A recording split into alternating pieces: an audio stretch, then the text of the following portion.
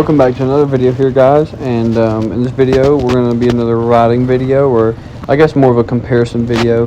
This was supposed to be the off-road video that y'all been wanting, but I'm forgetful and I got a little bit too excited, forgot to press the record button before we started the off-road part of this video, so we don't have that footage actually.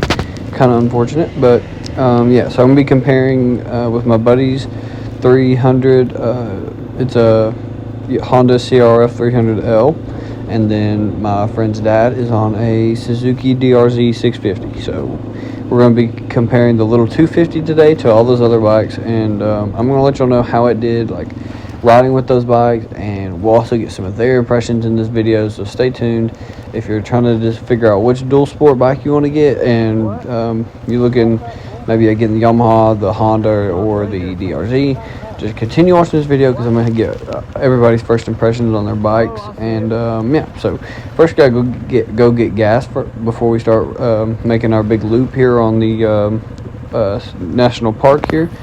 So yeah, we're gonna go grab some gas and stay tuned for all of our opinions on the bikes.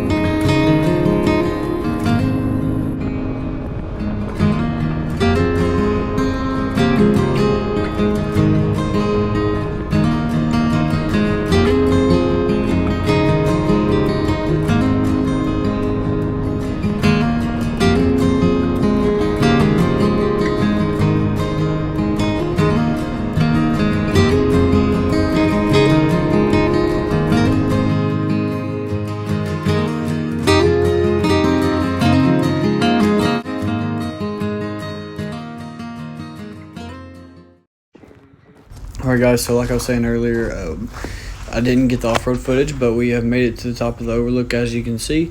This is a wildlife management area, and this was one of the overlook roads. It was a pretty good ride up there, all gravel roads and stuff to get up there. And so yeah, we just rode up here to the top, and real quick I'm just going to give you my thoughts on the Yamaha XT250. I think it's a great bike. Like I said in my previous video, if you haven't seen that already, go watch it. But I think it's a great bike.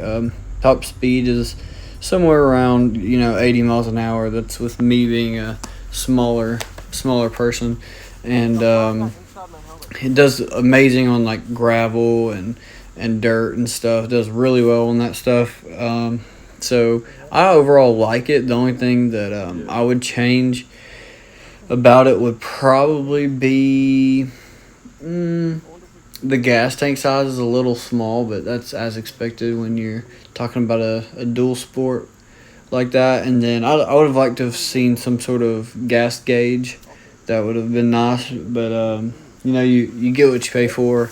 But other than that, it's a good bike. It does have a gas light, by the way. I forgot to mention that, but yeah, I like it a lot. And then as you can see, my friend was also on his Honda 300L, and the gas tank on that is actually even smaller than the gas tank on the Yamaha XT250, which I feel like they definitely could have done a little bit bigger tank, but it is what it is. It's also a great bike. He really likes it.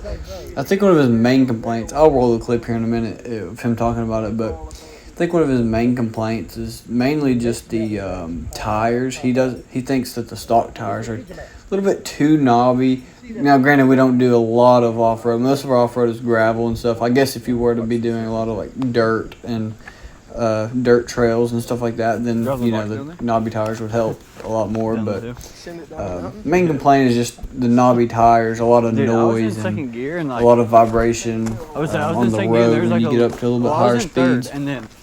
So that was one of his main complaints. I know. And then as far as the DRZ 500, not the 500, the DRZ 650.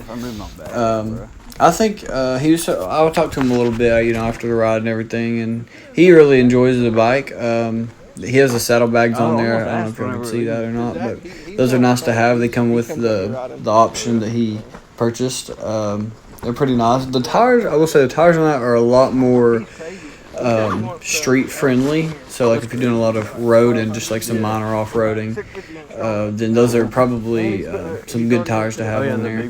And has great lighting on the bike and really comfortable seat as far as that goes. And the seat on the Honda 300, that is another one of his complaints. He's not a big fan of the seat, but you can always fix that later. That they have aftermarket seats and such for that. So yeah, mainly those are just that's kind of our opinions on the three bikes. I'm a little bit smaller person, so maybe if I was a little bit bigger, maybe then the XT250 just wouldn't seem I thought the road would be a lot worse like enough. But for me, it's plenty of bike. So yeah, and I think that the XT250 is also one of the easier bikes to learn on if you're just starting out because of the low seat height and stuff like that. Riding all three bikes, I've actually rode all three bikes, and mine and the Yamaha and the Suzuki DRZ, they both seem more grounded than the Honda.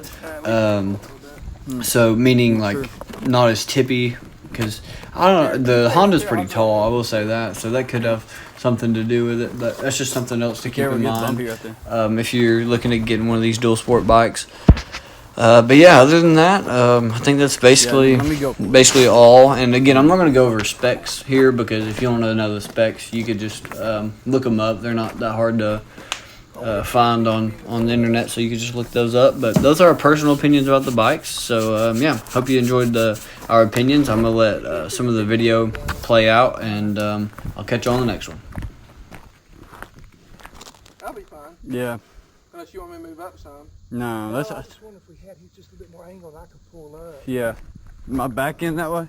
Yeah, just slightly. Yeah.